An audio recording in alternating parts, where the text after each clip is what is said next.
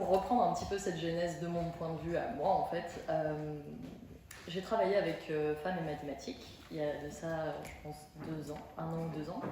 Donc j'avais déjà mis un pied dans cet univers qu'est la non-parité dans les sciences. Et c'était déjà on va dire, un étonnement quand même pour moi parce que c'est des thématiques qui m'intéressent particulièrement. J'ai clairement une vision féministe et un militantisme assez fort. Et voilà, mais par contre les sciences ce n'est absolument pas mon domaine. J'ai fait littéraire quand on appelait ça encore littéraire, je crois que c'est plus le cas.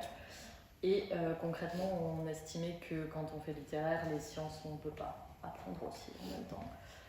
Donc c'était, et en soi moi j'aimais bien les mathématiques. C'était un peu quelque chose de me dire c'est dommage quand même qu'on cloisonne autant ça.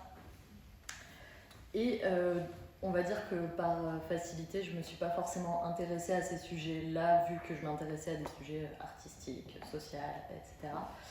Et c'était pour moi une porte d'entrée qui était assez intéressante de me dire que je n'y connaissais rien, qu'on me proposait quand même du travail, donc on avait l'air de prendre mon travail au sérieux, et de se dire que je pouvais éventuellement en être capable.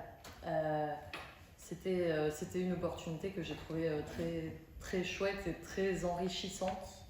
De me dire que je me plaçais au même niveau que des lycéennes, finalement là où moi aussi j'ai arrêté les sciences.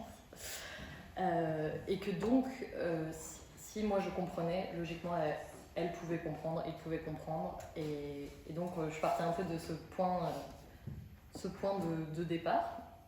Ça n'a pas toujours été évident, suivant les portraits, suivant les thématiques.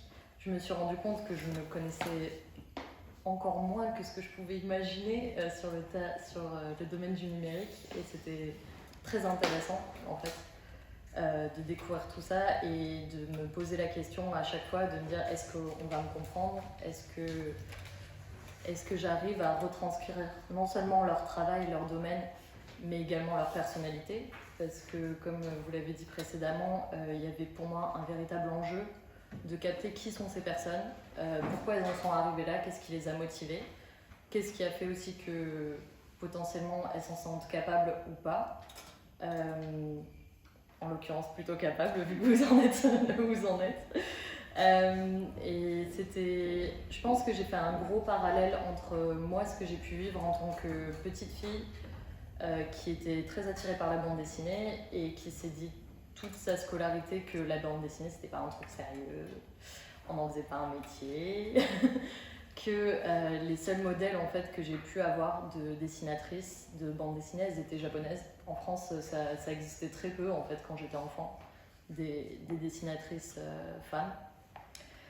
Et donc, je pense que cette histoire de rôle modèle, c'est quelque chose de très important. C'est quelque chose qu'on a du mal certainement à mesurer, mais qui en fait est une petite graine qu'on peut mettre dans la tête des gens, de se dire en fait si elle le fait, je pense que d'autres gens peuvent le faire et pourquoi pas moi. Je pense que c'est toujours cette énergie-là en fait qui moi m'anime énormément dans tous mes travaux en fait, parce que je m'attache énormément à représenter les travaux de femmes pour donner la possibilité à d'autres femmes et filles de s'identifier et de se dire moi aussi je peux le faire, c'est possible.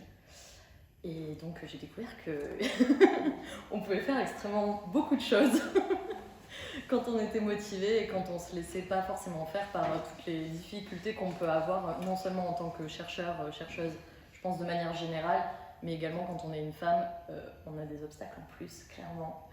Et bon, c'était un peu triste de constater que ici aussi, dans ce domaine-là également, c'est le cas, mais en fait c'est très représentatif de notre société, de manière générale.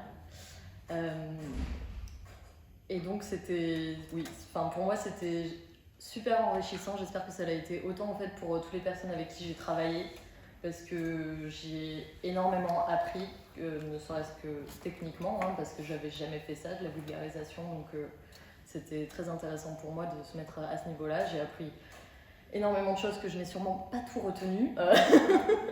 Parce que clairement, c'était dense et ben, j'avais face à moi des expertes en fait, donc c'est normal que ce soit pas forcément que tout soit complètement palpable. Et c'était assez drôle de se rendre compte qu'on peut expliquer des choses sans complètement les comprendre. Waouh! Et je voulais remercier énormément en fait, les chercheuses qui m'ont du coup accordé leur histoire et leur temps. C'était souvent des rencontres qui étaient intéressantes et humainement riches en fait pour moi. Et puis bah, la cellule parité aussi, avec qui on a travaillé quand même main dans la main pendant plusieurs mois, donc un accouchement très long.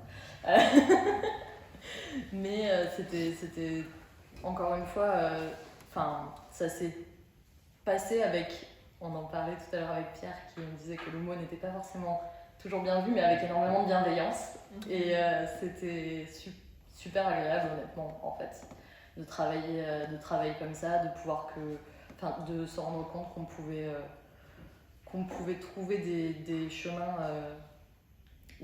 qui cohabitent, quoi, alors qu'on n'est pas du tout dans les mêmes domaines. Et voilà, c'était une super expérience et je vous remercie tous et toutes, surtout toutes. Merci.